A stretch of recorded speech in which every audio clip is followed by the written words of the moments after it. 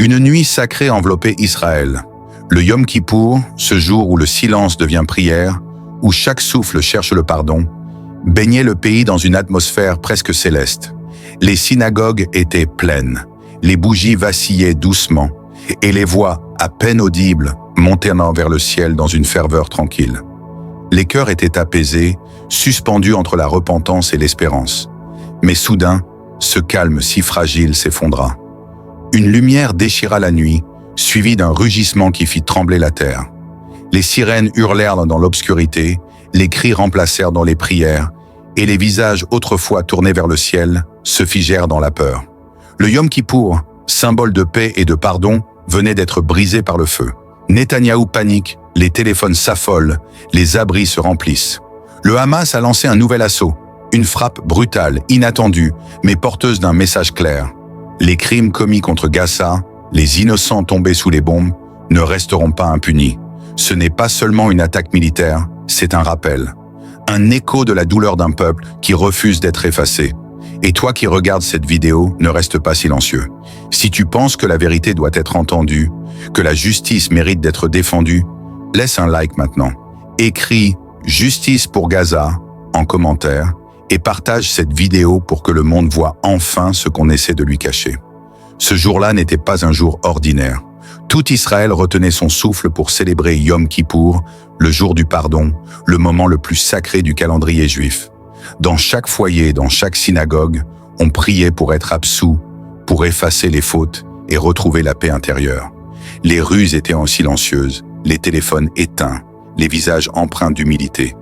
Mais à quelques kilomètres de là, de l'autre côté des murs et des miradors, une autre réalité se vivait. À Gaza, ce même jour, les prières n'étaient pas murmurées pour le pardon, mais pour la survie. Sous un ciel sans promesse, les familles palestiniennes levaient les yeux vers un horizon marqué par les ruines et la peur. Depuis des années, la bande de Gaza endure les bombardements, le blocus, la destruction lente d'un peuple enfermé. Des milliers d'enfants, de femmes et d'hommes ont péri, leurs maisons réduites en cendres, leurs prières noyées dans la poussière et le sang. Leurs voix, étouffées par les décombres, n'ont jamais cessé d'appeler à la justice. Et pourtant, le monde a souvent détourné le regard, préférant le silence à la vérité. Alors, quand les roquettes du Hamas ont traversé le ciel de Yom Kippour, beaucoup n'y ont pas vu une simple attaque. C'était pour certains un message du destin, un cri lancé depuis les profondeurs de la souffrance, une réponse à des années d'injustice et d'oubli. Ce soir-là, Gaza ne cherchait pas la victoire, mais la reconnaissance de sa douleur. Comme si la terre elle-même, témoin de tant de sang versé, avait décidé de rappeler au monde que les morts ne s'effacent pas. Vous avez peut-être oublié leur nom, mais la terre, elle, ne les a jamais oubliés. Mercredi soir, à 21h50 précise, le calme solennel du Yom Kippour s'est effondré. Dans les villes d'Ashdod, d'Ashkelon et de Beersheva, le silence sacré des prières fut brutalement remplacé par les hurlements des sirènes. En quelques secondes, les chants de repentance se sont tus, remplacés par la panique. Des familles entières ont quitté précipitamment les synagogues, abandonnant les bougies, les livres de prière et parfois même leurs chaussures pour courir vers les abris. Le ciel, jadis paisible et clair, s'illuminait à présent d'éclats rouges et oranges, marqués par le grondement des explosions. Les habitants savaient ce que ce son signifiait. Un assaut venait d'être lancé. L'armée israélienne, l'IDF, confirma rapidement que 5 roquettes avaient été tirées depuis Gaza. En quelques instants, le dôme de fer s'activa. Ces missiles s'élancèrent dans le ciel, traçant des lignes de feu au-dessus des villes. 4 des roquettes furent interceptées avant d'atteindre le sol. La 5e, elle, réussit à franchir la barrière. Elle s'écrasa dans un champ vide, loin des habitations, sans faire de victimes. Aucun mort, aucun blessé, aucune destruction majeure. Et pourtant, dans ce geste, dans ce seul impact, il y avait un message plus puissant que n'importe quelle bombe. Même le soir le plus sacré d'Israël, alors que les croyants cherchaient le pardon, le feu de Gaza avait traversé le ciel pour rappeler une vérité oubliée. La justice ne dort jamais. Derrière cette frappe symbolique, c'était toute la souffrance accumulée de Gaza qui s'exprimait, une colère silencieuse transformée en lumière dans la nuit. Les sirènes de Yom Kippour résonnaient non plus comme un avertissement, mais comme un écho spirituel, un rappel que la paix ne peut naître de l'oppression. Ce soir-là, plus que jamais, les frontières entre le sacré et le tragique se sont confondues, laissant place à une seule certitude. Tant que l'injustice persistera, le ciel d'Israël ne connaîtra pas de véritable silence. Pour comprendre la portée de cette riposte, il faut d'abord connaître les armes de Gaza et ce qu'elles représentent. Le Hamas n'a pas une armée moderne. Pas d'avions de chasse, pas de tanks, pas de satellites de surveillance. Ce qu'il possède, c'est la foi, la ruse et la détermination d'un peuple qui refuse de disparaître. Dans l'ombre des ruines, sous la terre de Gaza, les combattants fabriquent leurs armes avec les moyens du bord, dans des ateliers improvisés et des tunnels secrets. Ces armes ne sont pas seulement des instruments de guerre, mais des symboles de résistance. Les premières roquettes, appelées Qassam, étaient de rudimentaires, de simples tubes métalliques assemblés à la main, remplis de poudre et de fragments d'acier. Leur portée maximale atteignait à peine 16 km. Insuffisante face à la puissance technologique d'Israël, elles n'étaient pas conçues pour détruire, mais pour rappeler l'existence d'un peuple assiégé. Chaque tir était un cri de défi, lancé depuis les décombres, un message. Nous sommes encore là. Au fil des années, les ingénieurs du Hamas ont amélioré leurs capacités. Ils ont créé le M90, une roquette capable de parcourir jusqu'à 90 km. Ce fut un tournant. Pour la première fois, Gaza pouvait toucher des cibles bien au-delà de la frontière immédiate. Une avancée majeure qui fit trembler les autorités israéliennes, conscientes que la résistance, même limitée, gagnait en portée et en précision. Puis vint l'ère du Fajr 5, une arme d'origine iranienne, imposante, lourde et redoutable. Plus de 6 mètres de long, une ogive de 175 kg et une portée de 75 km. Ces roquettes pouvaient frapper des infrastructures militaires ou des zones stratégiques à distance, un exploit impensable quelques années plus tôt. Leur apparition marqua un changement de ton. Gaza, malgré le blocus, trouvait des alliés et renforçait son arsenal. L'Iran, à travers ses livraisons, apportait non seulement de la puissance de feu, mais aussi un soutien symbolique au combat palestinien. Pourtant, malgré cette montée en puissance, les roquettes de Gaza ont un défaut majeur. Elles manquent de système de guidage sophistiqué. Elles suivent une trajectoire fixe, aveugle, sans contrôle une fois lancées. C'est là qu'intervient la supériorité technologique d'Israël.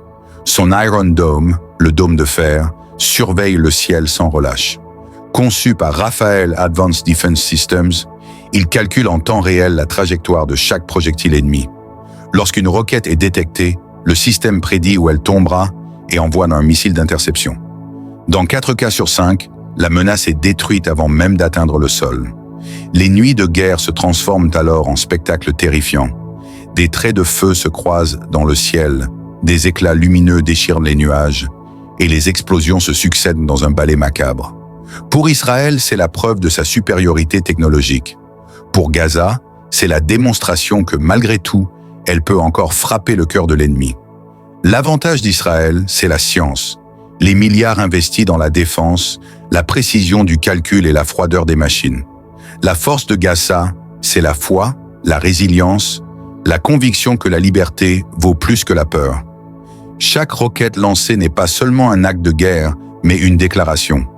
Tant qu'il restera une voix à Gaza, elle continuera de se faire entendre, même à travers le rugissement du dôme de fer. Mais au fond, cette histoire n'est pas celle d'une guerre. Ce n'est pas seulement une confrontation entre 2 armées ou 2 peuples. C'est l'histoire d'une humanité brisée, d'un monde qui a perdu le sens de la compassion. Chaque roquette qui s'élève dans le ciel ne raconte pas une victoire militaire, mais un désespoir. Et pour chaque interception réussie, quelque part à Gaza, un cœur s'arrête sous les décombres. Là où le bruit des sirènes recouvre les pleurs, là où les prières se mêlent à la poussière, la guerre ne tue pas seulement des corps, elle tue la foi dans la justice des hommes. Les médias parlent de chiffres, de bilans, de statistiques. Ils comptent les morts comme on compte les grains de sable, sans jamais s'arrêter sur un visage. On parle de dégâts collatéraux, comme si la vie d'un enfant pouvait se réduire à un mot technique.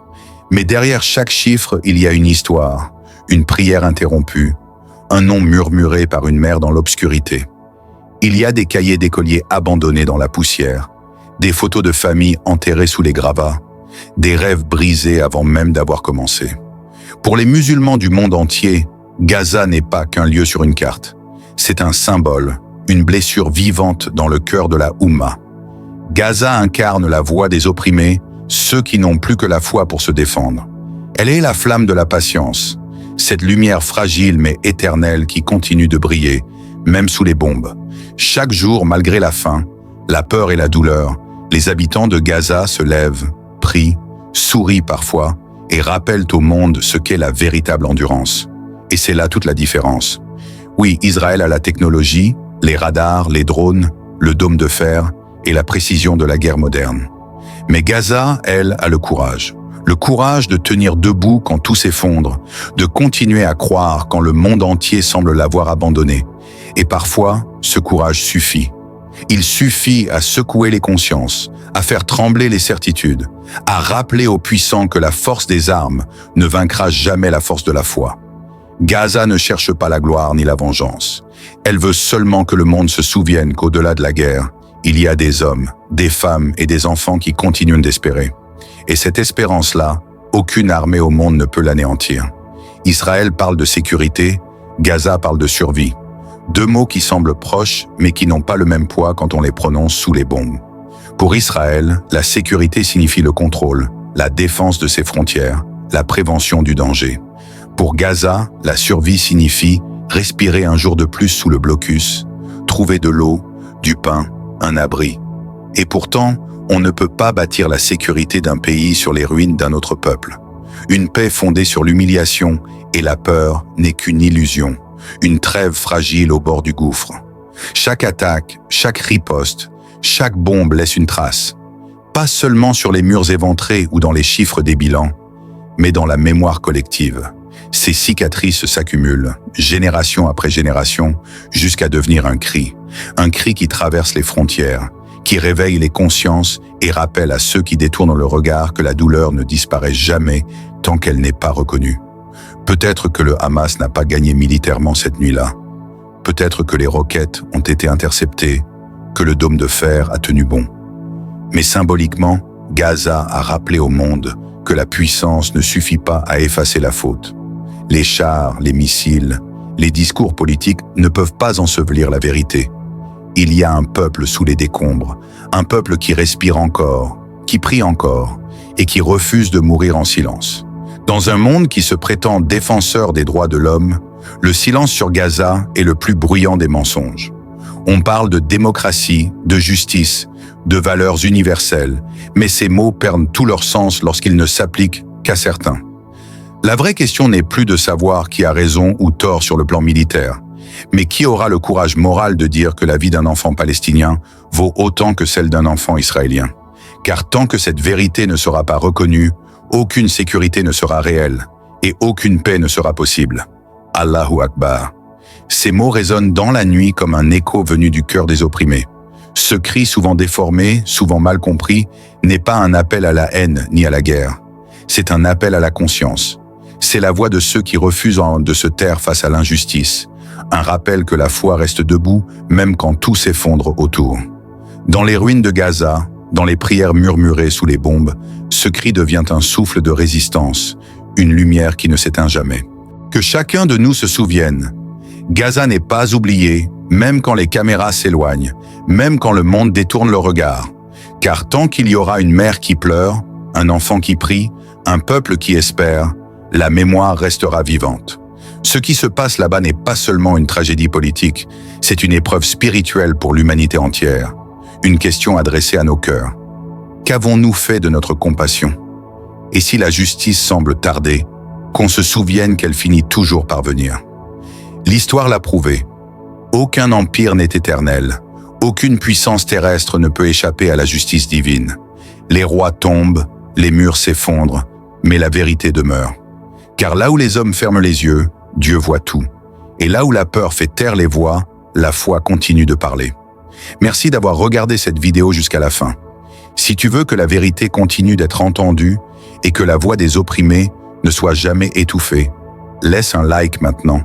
Commente « Justice pour Gaza » pour montrer ton soutien et partage cette vidéo afin d'éveiller les consciences autour de toi. Abonne-toi à Wild Musulman pour recevoir des analyses spirituelles, vraies et indépendantes sur l'actualité du monde musulman. Souviens-toi, la vérité ne se tait jamais et chaque geste compte pour qu'elle continue de résonner.